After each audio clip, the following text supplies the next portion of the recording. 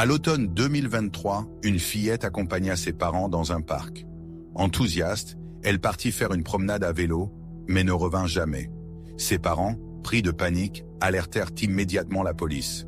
Une enquête d'envergure fut lancée. Rapidement, un indice alarmant bouleversa le cours de l'investigation. Finalement, les détectives parvinrent à démêler la vérité, révélant un dénouement des plus inattendus. Charlotte Sina naquit le 4 septembre 2014 dans la petite ville américaine de Greenfield, dans l'État de New York. Elle grandit au sein d'une famille aimante, entourée de ses parents et de ses deux sœurs, une aînée et une cadette. Charlotte était une enfant pleine de vie et d'énergie. Elle adorait jouer avec ses amis, passer du temps avec ses sœurs et explorer la nature avec ses parents.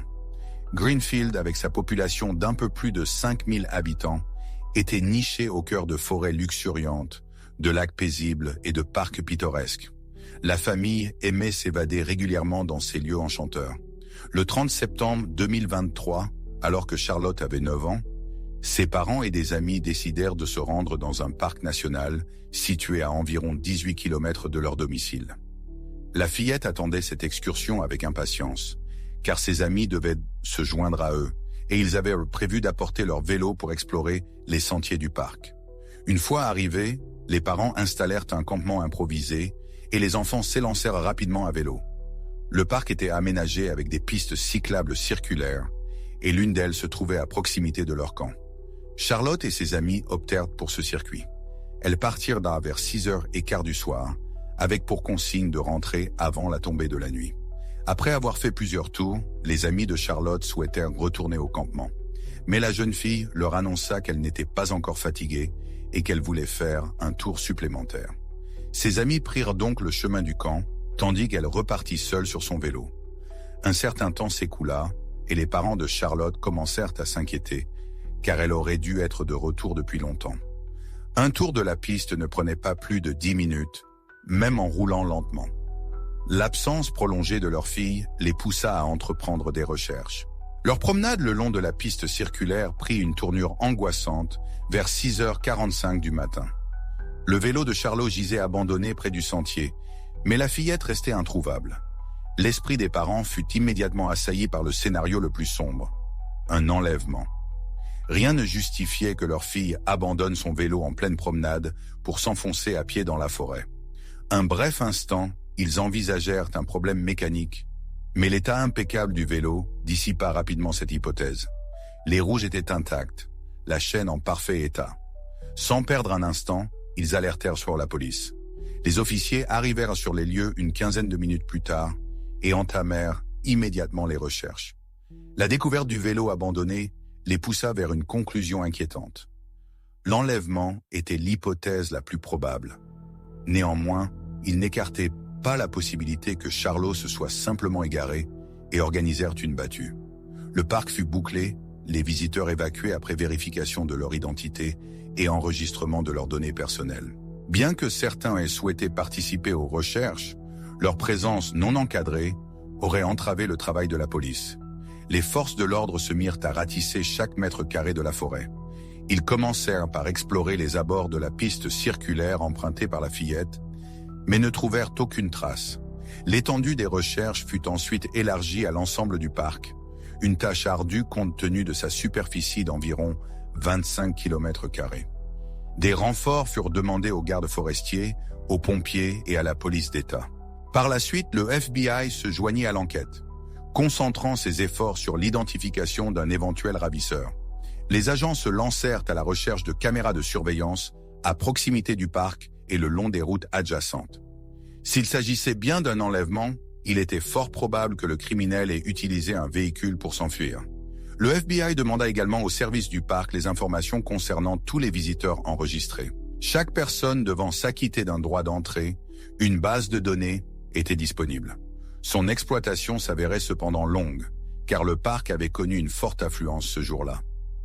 Parallèlement, les opérateurs téléphoniques furent sollicités afin de localiser tous les appareils mobiles présents dans le parc au moment de la disparition de Charlotte. Les enquêteurs n'excluaient pas la possibilité que le ravisseur ait contourné les règles et pénétré dans le parc sans s'enregistrer. Le temps pressait.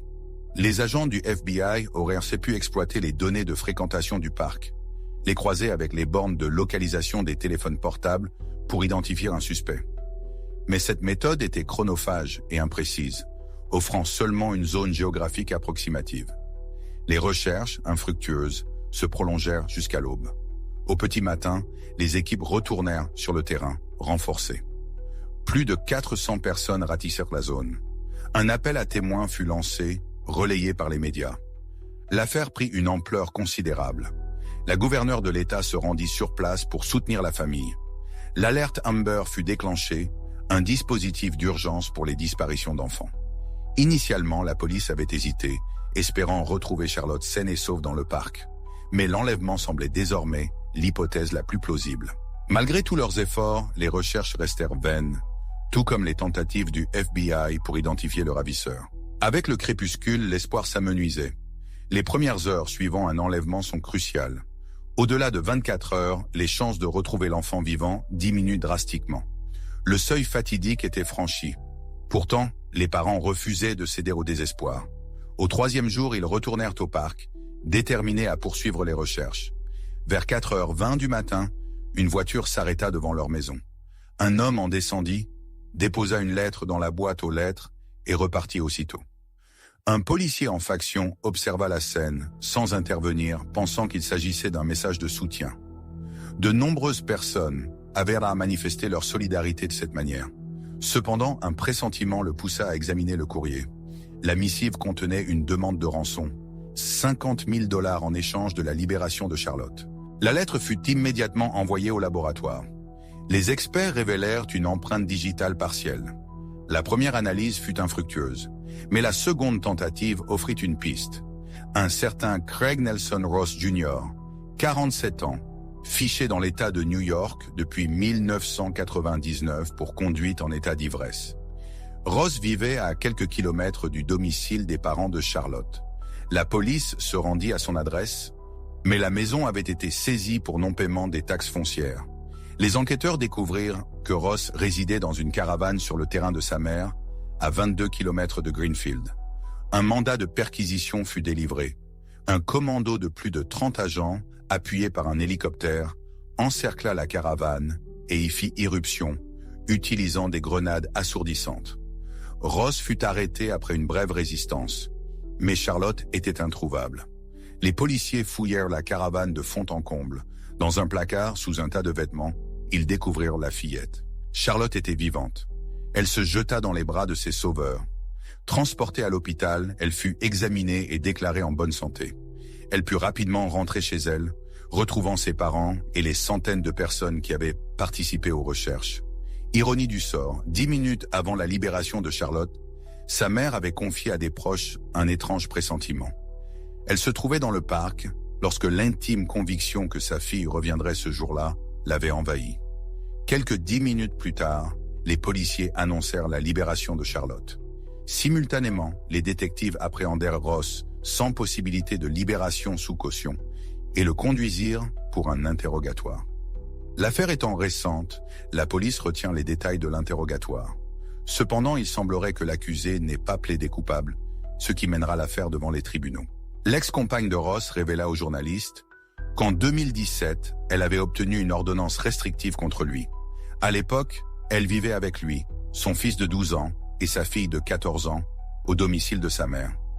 Lors d'une dispute, l'homme l'avait agressé et tenté de l'étrangler, ce qui l'avait poussé à contacter la police. Selon elle, Ross aurait planifié l'enlèvement de Charlotte pendant des mois, préférant vivre aux dépens des autres, notamment de sa mère, en simulant une grave maladie. L'ex-compagne de Ross pense qu'il a choisi la famille de Charlotte pour obtenir une rançon, sachant que le grand-père de la fillette, aujourd'hui décédé, avait reçu plus de $2 millions de compensation en 1998 après une chute. L'ex-compagne de Ross affirma qu'il était au courant de cette somme et avait probablement décidé de tirer profit de l'enlèvement. Charlotte ayant été enlevée dans un parc en quelques minutes d'inattention, Ross devait la surveiller. Il aurait pu observer la famille pendant des mois, étudier leurs habitudes et attendre le moment opportun. Plusieurs mois avant l'enlèvement, Ross avait recouvert toutes les fenêtres de sa caravane avec une bâche, ce qu'il n'avait jamais fait auparavant. Les voisins de Ross partagèrent des observations troublantes. Une femme raconta que Ross avait tenté d'emmener son fils de 10 ans, nécessitant son intervention. Un autre voisin déclara que sa famille avait toujours été problématique et que Ross mendiait régulièrement de la nourriture depuis son enfance.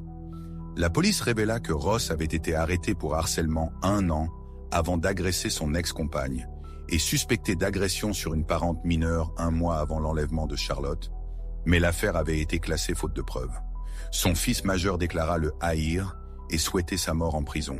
1 mois après l'arrestation de Ross, la police l'inculpa également pour agression sexuelle sur Charlotte, affirmant qu'il l'avait agressée dans sa caravane. Ross refusa de plaider coupable et prévoit de se défendre devant les tribunaux. Cependant, la découverte de Charlotte dans sa caravane et les preuves indirectes trouvées par les enquêteurs, notamment les données de localisation de son téléphone dans le parc au moment de l'enlèvement, laissent peu de doute sur sa culpabilité. Alors que la préparation du procès est en cours, les détectives examinent la possible implication de Ross dans 2 affaires non résolues. En août 2003, Jennifer Hammond, 18 ans, disparut près de chez Ross à Nielton. Ses restes furent retrouvés 6 ans plus tard. 2 ans plus tard, Christina White, 19 ans, disparut près de chez Ross dans un parc de caravanes à Milton. Ses restes furent retrouvés 1 an plus tard. La police étudie sa possible implication dans ces meurtres, mais n'a pas encore divulgué de preuves. Le procès pour l'affaire Charlotte devrait débuter en avril 2024. Malgré les preuves accablantes, un accord avec le procureur n'est pas exclu. Si Ross continue de nier, Charlotte devra témoigner en détail sur ce qu'il lui a fait. Pour éviter ce traumatisme, un accord pourrait être proposé. Voici une version remaniée et traduite de votre texte, dans un style narratif plus engageant. L'ombre enveloppait la ruelle, tandis qu'un murmure courait, porteur d'histoires interdites. Ici, où la lumière hésite à percer, se trament des récits sombres et fascinants. Chaque pavé semble avoir été témoin d'un secret, chaque recoin abrite une énigme. Laissez-vous emporter dans un monde où la vérité se cache derrière un voile de mystère, où le danger côtoie l'excitation. Un univers captivant, aussi troublant qu'irrésistible, s'offre à vous, peuplé de personnages énigmatiques et de situations hors du commun. Préparez-vous à plonger au cœur d'une intrigue palpitante, où chaque détail compte et où l'issue reste incertaine.